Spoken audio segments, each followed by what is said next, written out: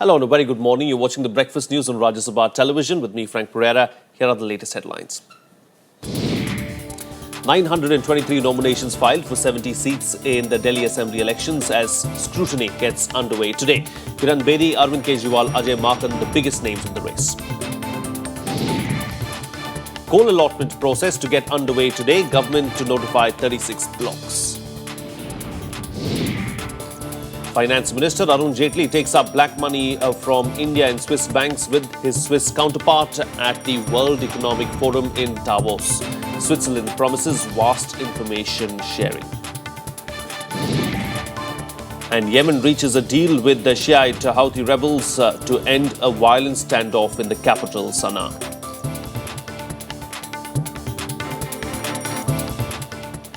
Well, the budget session of Parliament is set to commence from February 23rd and will conclude on May 8th with a month-long recess. During the budget session, the government is planning to push for passage of bills on 6 ordinances promulgated recently. Here's more.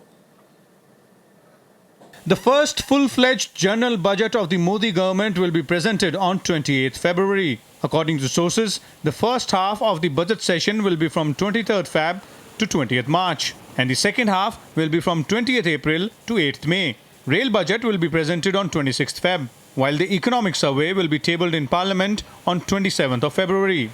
The government plans to convert 6 recent ordinances into legislations during the session. Under attack from the opposition on the issue of ordinances, the NDA government has decided to launch a counter-attack by highlighting the ordinances issued by previous governments. The United Front, which ruled only for 2 years and issued 77 ordinances. My leftist friends should understand they were part of the United Front government. When they could issue 77 ordinances, but means 3 ordinances per month, the strike rate of 3 ordinances per month, and they criticize this government of resorting to ordinances, particularly in an extraordinary situation where the House is not allowed to function. The government have no intention to bypass Parliament at all. The budget session will begin with President Pranab Mukherjee addressing a joint sitting of both houses. The motion of thanks to the President's address will be debated on 24th and 25th February. Vishal Daya, Rajya Sabha TV, Delhi. Moving on, now 923 candidates in all have filed their nominations for the Delhi Assembly elections. That's the count after filing of nominations ended yesterday. Scrutiny of the nominations gets underway today. 532 nominations were filed on the last day yesterday, including those of BJP's chief ministerial nominee Kiran Bedi, Aam Aadmi Party chief Arvind Kejriwal and Congress leader Ajay Markan. Bedi will contest from BJP stronghold of Krishnanagar, while Kejriwal will seek re-election from the prestigious New Delhi constituency, where he had defeated 3-time Chief Minister Sheila Dikshit by over 22,000 votes last time around. An election commission official said 117 FIRs had been lodged against different political parties till January 20th for violation of the Model Code of Conduct. The code came into force from the 12th of January. Meanwhile, the union government is set to kick off the process of allotting coal blocks today. The coal ministry will notify allotments of 36 coal blocks. However, the rules for government dispensation will be notified later. Here's more. The government is all set to auction 23 blocks under Schedule 2 and another 23 in the Schedule 3 block list. According to the Coal Mines Special Provisions Ordinance 2014, Schedule 2 mines are those which have already come into production, while Schedule 3 mines are those which are ready to come into production. The first day would be 22nd, that is tomorrow. We bring out the notification tonight and it starts operating from tomorrow. And we should be able to complete execution of allotment agreement by 28th of February. So all this will happen well before 31st of March. Coal Secretary also said that new coal mines may not impact Coal India's prices but would ramp up coal supply. Today we are importing more than 180 million tons of coal, which means that there is much more demand than what Coal India is producing at this point in time. What these auctions will do, and I'd like to clarify here, is to certainly increase the quantity of coal. Last September, the Supreme Court had scrapped 214 coal blocks allocated since 1993, saying the blocks had been given out in an arbitrary manner. The government moved an ordinance late in October enabling auctions of some of these blocks. Now the government proposes to complete the entire process by March 31st. Kriti Mishra, Rajya Sabha TV. Moving on now, the swine flu issue has taken scary proportions in Telangana. Telangana Chief Minister K. Chandrasekhar Rao declared an all-out effort against a swine flu outbreak that claimed 12 lives in the state within a span of just 21 days in January. 5 people have died of H1N1 on a single day on Tuesday. 221 cases have been reported in 10 districts in Telangana in January alone. Union Health Minister JP Nadda has assured Telangana of all support to the state by way of logistics and medicines to supplement its efforts to manage the cases of H1N1. A high-level 3-member team is being sent to Telangana to review the situation and give technical guidance to the state. 17 swine flu deaths have been reported across 15 states this season.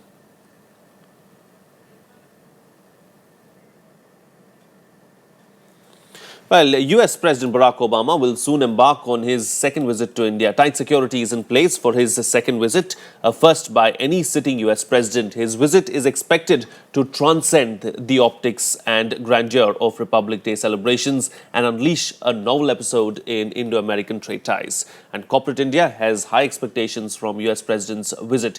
Here's a special report. Security preparations are almost complete for US President Barack Obama's 3-day visit to India this week. This will be the first time that a US president is making 2 trips to India in one term. The center is leaving no stone unturned, placing multi-tier security for this high-profile visit. Obama के आने के बाद सुरक्षा व्यवस्था पूरी तरह से मुकम्मल है.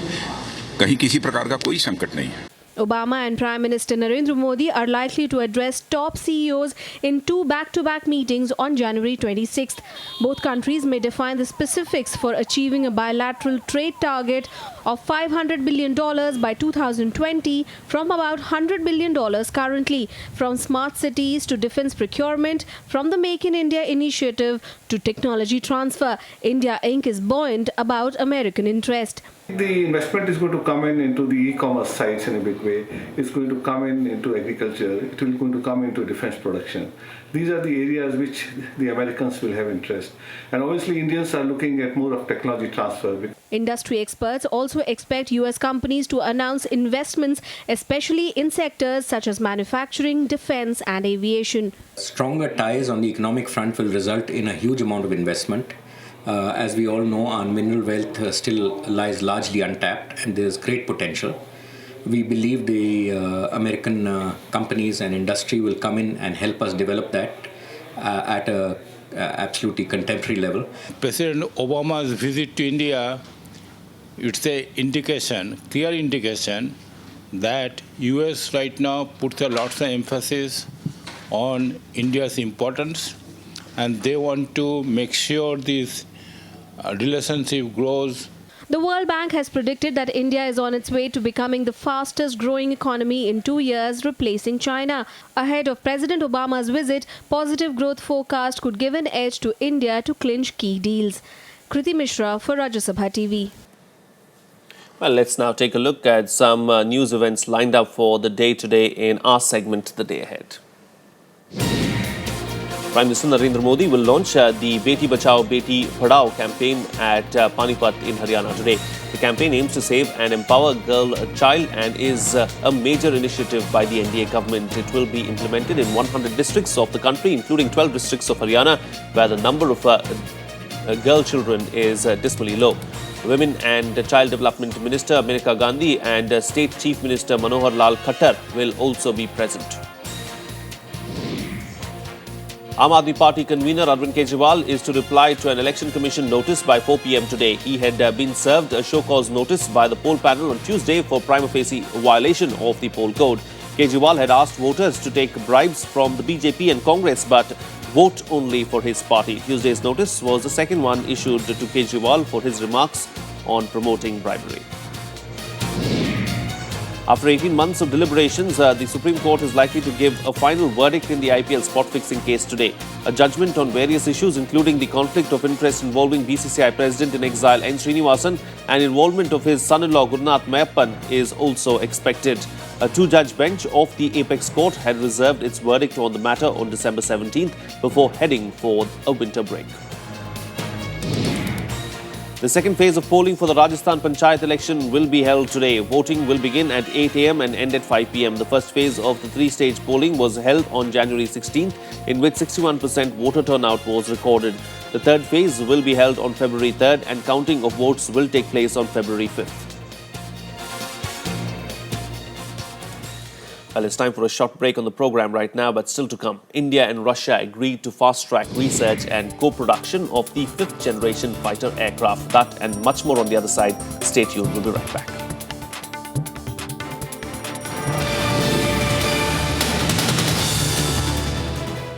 Welcome back. You're watching Rajya Sabha television. Well, at a time when international conflict poses a big threat to global stability, world leaders are meeting at Davos for the World Economic Forum.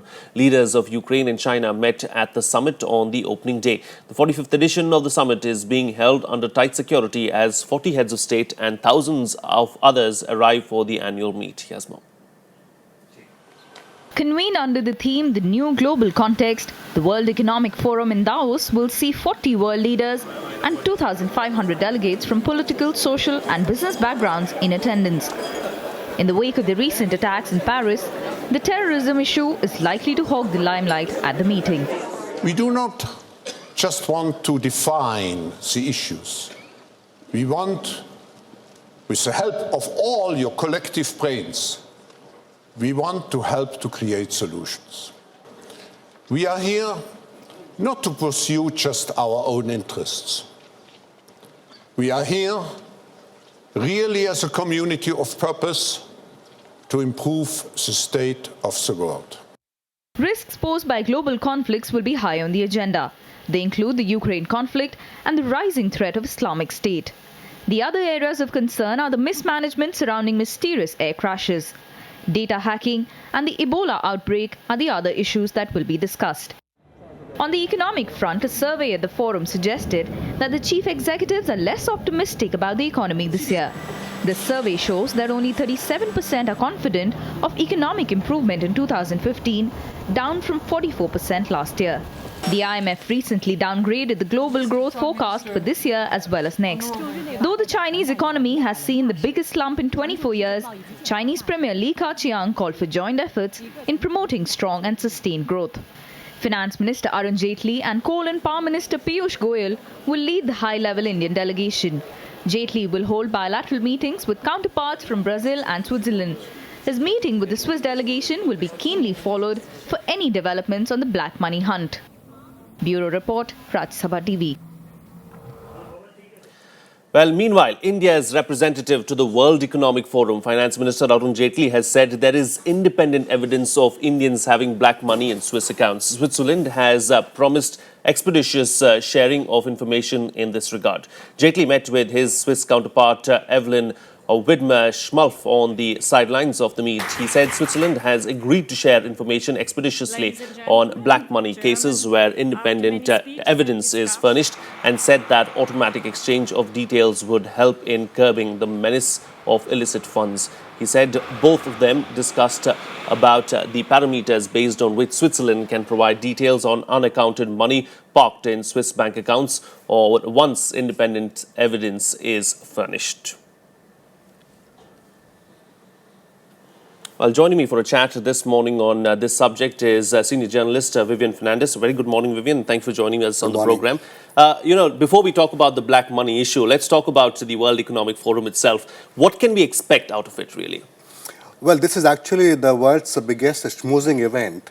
I don't think you can expect very much over here. About 2,500 of the busiest people of the world, they're meeting over there. It's a networking event. It's been going on for the past 45 years. And I think, they say that people come over there because contacts mean contracts. So I think it's more an event for themselves, and then of course they will talk about global events, and the fact that it's a very important event is conveyed by the fact that the US Treasury Secretary will be there, the Chancellor of the British Exchequer, and of course India's own Finance Minister is there. And earlier in the news you mentioned about Ukraine and the Chinese leaders being present over there. So I mean, this is just a networking event. I don't think you can expect radical changes to happen from the event. What's going to be high on the agenda as far as India is concerned? Of course, there's a renewed interest in India because I think, in the past 1 or 2 years, India was, was sidelined virtually. But because of Prime Minister Narendra Modi and his commitment to reforms, there is a renewed interest in India, particularly because worldwide, except for America, many of the developed countries, the economies are quite fragile. So they are looking for a boost for economy from countries like India. As far as the black money issue is concerned, Arun Jaitley has raised the issue with his counterpart, his Swiss counterpart. Do you see anything happening on that front, or is it going to be a lame duck again?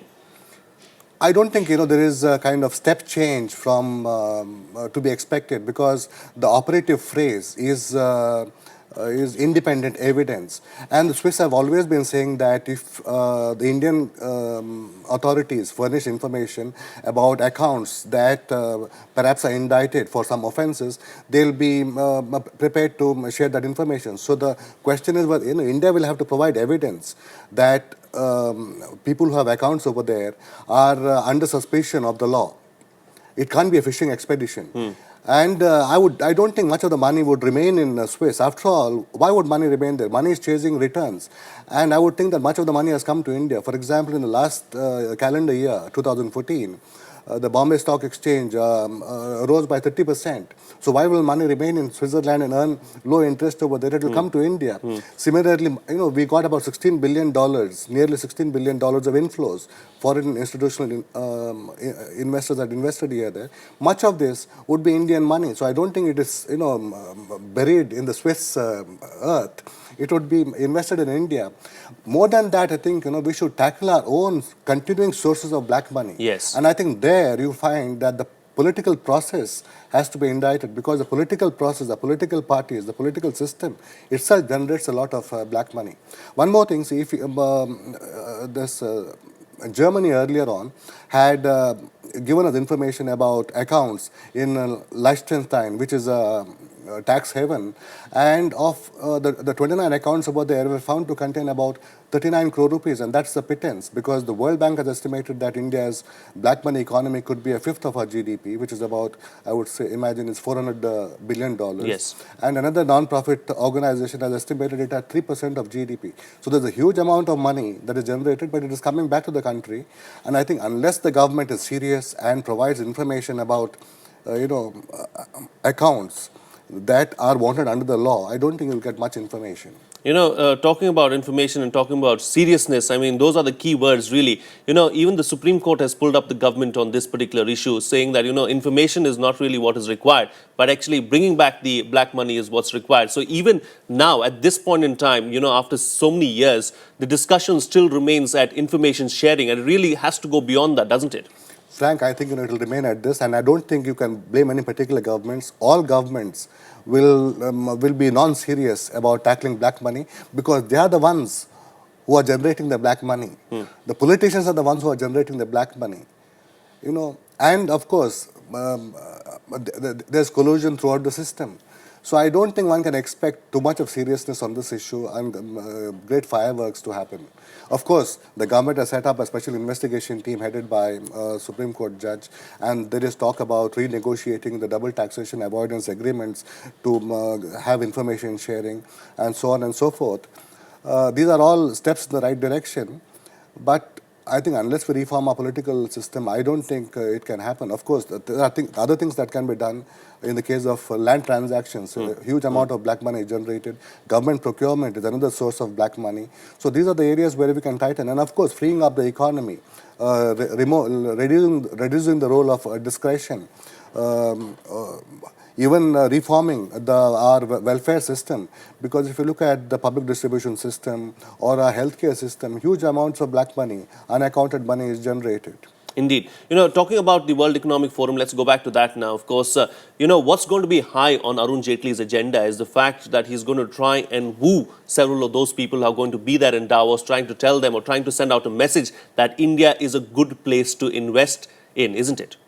India that is what the pitch he would make. In fact, the Prime Minister Narendra Modi at the Vibrant Gujarat summit earlier this month also met with a lot of foreign investors. I think the interest is there. The foreign investment interest is there in India.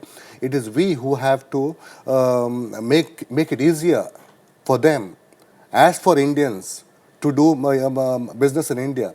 When India makes it easier for everyone, including Indians, to do business in India, foreign money will flow in. Foreign money has always been waiting to come in. It's we who have been holding back. For example, our insurance. For a long time, we still held it, kept it at 26%. The foreign direct investment cap was 26%. This is now going to be relaxed to 49% under an ordinance. Similarly, in retailing, there's a lot of investment interest. Manufacturing also, our laws have to be streamlined. So I don't think the investment interest is the issue. It is our own internal processes, rules and regulations that need to be changed. All right, we'll have to leave it at that. Thank you so much, Vivian Fernandez, for joining us on the program this morning and putting things into perspective for us. Moving on now, of course, India and Russia have agreed to speed up work and iron out hurdles that are holding up the co-production and co-designing of a fifth-generation fighter aircraft. The 14th meeting of the Indian-Russian Intergovernmental Commission on Military Technical Cooperation took place in New Delhi on Wednesday. In talks between Defence Minister Manohar Parrikar and visiting Russian Defence Minister and his Russian counterpart Sergei Shoigu yesterday, the two sides agreed to fast-track the program to jointly design and produce the next-generation fighters. Both countries are scheduled to spend $5.5 billion each towards the cost of designing infrastructure build-up, prototype development and flight testing. It's time for another short break right now, but on the other side, the month-long third edition of the Hockey India League gets underway today. Sports and other news from around the world. Stay tuned. We'll be right back.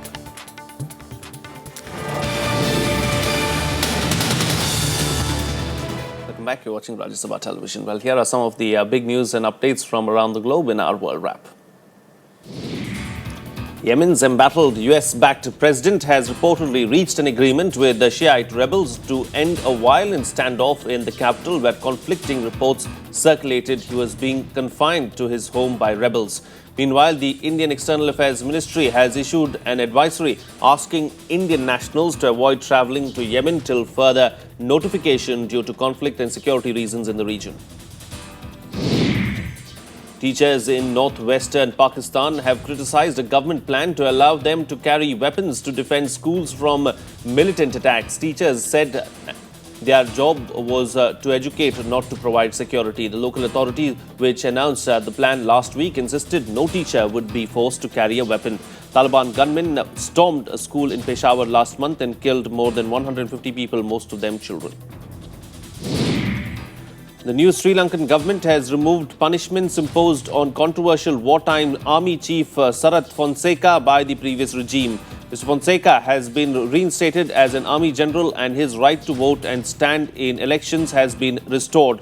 His rights were removed after he was jailed for corruption and other crimes. Fonseca and former President Mahinda Rajapakse oversaw a military campaign against Tamil rebels in which thousands of civilians are said to have died. US Secretary of State John Kerry has accused pro-Russian separatists in East Ukraine of a blatant land grab. Ukraine claims Russia has more than 9,000 soldiers fighting alongside the rebels, a claim it denies. Foreign ministers from Ukraine, Russia, France and Germany issued a joint call to end the fighting following talks in Berlin on Wednesday. Representatives of Cuba and the United States met on Wednesday for the first official bilateral talks since last month's announcement of a historic diplomatic rapprochement between the longtime antagonists. Migration has provided to be a decisive issue on the first day as the US remains committed to laws that welcome Cubans into the United States. And now on to some sports news. Here's all the sporting action from around the world in our Sports Beat. As we roll into day 4 at the Australian Open, top seeds from the men's and women's draw are in action today. Both Novak Djokovic and Serena Williams may face their first test in the second round, but the most intriguing match in the day is between close friends Caroline Wozniacki and Victoria Azarenka as they clash for a place in the third round. Day 3 at the Australian Open featured some close calls for big names like Maria Sharapova and Rafael Nadal, but no major upsets. The third edition of the Hockey India League is all set to begin at the Kalinga Stadium today when home team Kalinga Lancers take on debutants Ranchi Rays. It will be interesting to see which team bags the first points to take an early lead in the league standings in the month-long tournament, which will eventually culminate at the Major Dhyan Chand National Stadium in New Delhi on 22nd February. Host Australia take on China on Thursday in a most anticipated of the quarterfinal matches at the Asian Cup. Two-time champion South Korea meets 2011 winners Uzbekistan. Australia will be boosted by the return of captain Mile Jedinak after the Crystal Palace skipper missed the past 2 games due to injury. And finally, of course, over to the Berlin Fashion Week, where some of the biggest names of the industry, designers and models are creating waves. Take a look as I leave you with these visuals and have a nice day.